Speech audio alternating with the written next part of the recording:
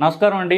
నేను డాక్టర్ మోవా శ్రీనివాస్ మాట్లాడుతున్నాను, కార్డియాలజిస్ట్ని. ఇవాళ మనం అరటిపండు గురించి మాట్లాడదాం. ముఖ్యంగా షుగర్ ఉన్న వాళ్ళల్లో, మిగతా వాళ్ళల్లో సంగతి తర్వాత మాట్లాడదాం. ముందు షుగర్ ఉన్న వాళ్ళల్లో అరటిపండు తినొచ్చా అనే విషయం గురించి మనం మాట్లాడదాం.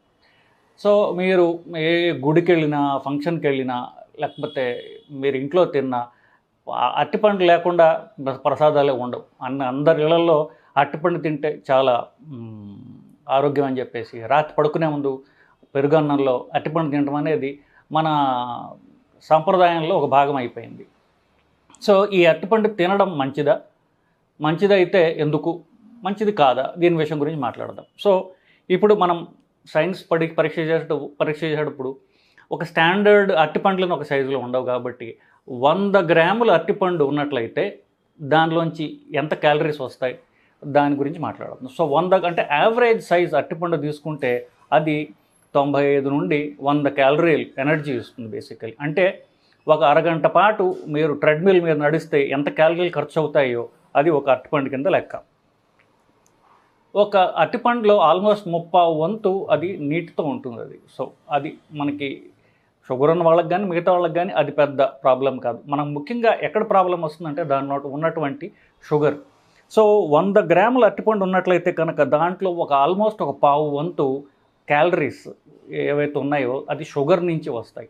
సో ఆ షుగర్ ఎలా ఉంటుందంటే అరటిపండు పండినటువంటి అంటారంటే ఎక్కువ పండు ఉన్నటువంటి పండిపోయినటువంటి అరటిపండు అయితే తీపి ఎక్కువ ఉంటుంది కాబట్టి దాంట్లో కొంచెం ఈ షుగర్ ఏదైతే ఉందో దాని ఫ్రక్టోజ్ అనేది పెరుగుతుంది. ఫ్రక్టోజ్ మనకి మిగతా షుగర్ల కంటే కొంచెం హానికరమైనటువంటి షుగర్. సో అంత పండనటువంటిది అంటే అరటి పండు కంటే అరటి కాయ బెటర్. అసలు అరటి పండు తినాలి అంటే పండు కంటే కాయ బెటర్. సో ఒకటి. రెండవది, దాంట్లో క్యాలరీలు తప్ప ఇంకేం ఉండదు నిజానికి చెప్పాలంటే. సో దానిలో ఫ్యాట్ చాలా తక్కువగా ఉంటుంది, మోస్ట్లీ షుగరు వాటరే ఉంటుంది. దాంట్లో ఉన్నటువంటి మంచి ఏదైతే ఉందో అవి వైటమిన్ ఏ ఉంటుంది, వైటమిన్ B6 అని, వైటమిన్ సి అని. అది ఎక్కువ పుల్లగా ఉండదు కదా, ఎక్కువ వైటమిన్ ఏ, వైటమిన్ B6 అనేవి ఎక్కువగా ఉంటాయి. కానీ అరటిపండులో ఉన్నటువంటి ఒక మెయిన్ ప్రాబ్లం ఏంటంటే దాంట్లో ఉన్నటువంటి పొటాషియం. సో అరటిపండులో ఆల్మోస్ట్ 100 గ్రాముల అరటిపండులో చూసుకుంటే 88 మిల్లీగ్రాముల పొటాషియం ఉన్న పండ్లు అన్నిటిలో అధికమైనటువంటి పొటాషియం కలది అరటిపండు. 100 గ్రాముల అరటిపండులో 88 మిల్లీగ్రాముల పొటాషియం ఉంటుంది దాంట్లో. సో ఈ పొటాషియం ఎవరైతే తినకూడదో వాళ్ళందరికీ కూడా అరటిపండు నిషేధం. పండ్లు జనరల్గా నిషేధం, అరటిపండు అయితే మరీ మనకి ప్రాబ్లం వస్తుంది అది. సో మనం ఎవరి గురించి ముఖ్యంగా మాట్లాడుతున్నాము, షుగర్ ఉన్న వాళ్ళ గురించి అని చెప్పాను నేను ఫస్ట్. సో షుగర్ ఉన్న వాళ్ళల్లో భారతదేశంలో 48 నుండి 50% మందికి వాళ్ళకి తెలియకుండా కిడ్నీ ప్రాబ్లం ఉంటుంది. ఎందుకంటే మన జీన్స్ ప్రకారం అలా. సో వాళ్ళకి తెలిసినా తెలియకపోయినా షుగర్ టైప్ 2 డయాబెటీస్ అంటారు. అంటే ఎక్కువ కామన్గా ఉన్నటువంటి సౌత్ ఇండియాలో డయాబెటీస్లో సగానికి సగం మందికి కిడ్నీ ప్రాబ్లం ఉంటుంది. కిడ్నీ ప్రాబ్లం ఉన్నప్పుడు వాళ్ళకి పొటాషియం ఉన్నటువంటి తిండి తిన్నట్లయితే కనుక కిడ్నీ ప్రాబ్లం వరుస అయ్యేటటువంటి అవకాశం ఉంది. సో వాళ్ళలో తినకూడనిది ఏమన్నా ఉన్నది అంటే అది అరటిపండు మాత్రమే. అఫ్కోర్స్ మిగతా పండ్లన్నీ కూడా తినడం మంచిది కాదు, ముఖ్యంగా అరటిపండు తినడం అంటే అసలు మంచిది కాదు. మరి జనరల్గా పండ్ల గురించి మాట్లాడినప్పుడు పండ్లు నేను చెప్పిన అంతకుముందు మనం కొన్ని వీడియోస్ చేసాం. పండ్లు తిన్నప్పుడు ఒక రకమైనటువంటి చెడు షుగర్ ఉంది దాంట్లో. ఫ్రూట్ షుగర్ అంటే ఫ్రక్టోజ్ అంటాం. సో ఈ ఫ్రక్టోజ్ అనబడేటటువంటి షుగర్ పండ్లలో ఉంటుంది.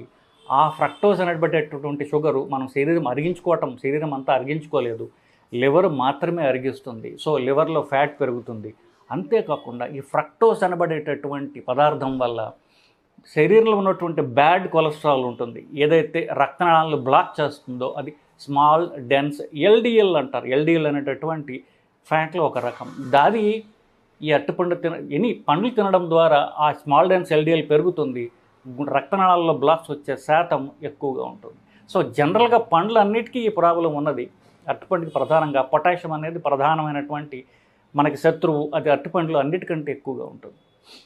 సో షుగర్ ఉన్నవాళ్ళు ముఖ్యంగా అరటిపండు తినడం అనేది అవాయిడ్ చేస్తే చాలా మంచిది. జనరల్గా నేను చెప్పినట్టుగా షుగర్ ఉన్నవాళ్ళు ఏ పండు తినడం కూడా మంచిది కాదు. ఎందుకు, షుగర్ ఉన్న వాళ్ళల్లో క్రియేటినిన్ పెరిగితే అంటే కిడ్నీ ప్రాబ్లం అంటారు.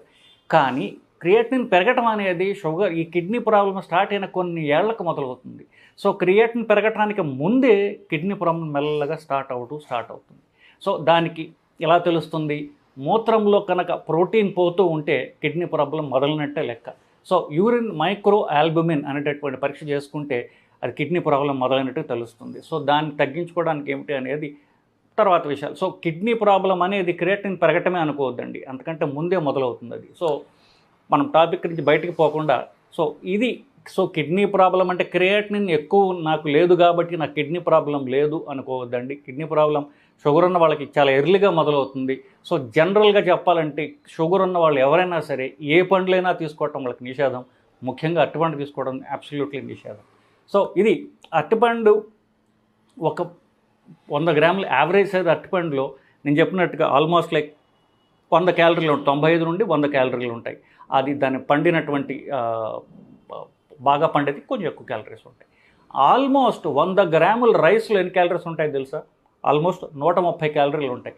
అంటే ఒక రైస్ ఎంత తింటే వైట్ రైస్ తింటే ఎన్ని క్యాలరీలు వస్తాయో ఆల్మోస్ట్ అంతే క్యాలరీలు మీకు అరటిపండు తింటే వస్తాయి.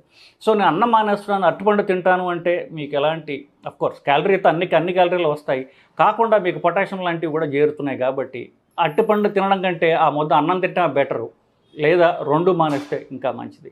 సో ఇదండి మీకు అరటిపండు గురించి మనం డిస్కస్ చేసే వాటిల్లో మోస్ట్లీ అంతా మాట్లాడేసాను అనుకుంటాను. మీకు ఇంకా ఏమన్నా మీకు అనుమానాలు ఉంటే కింద కామెంట్స్ రూపంలో తెలియజేయండి.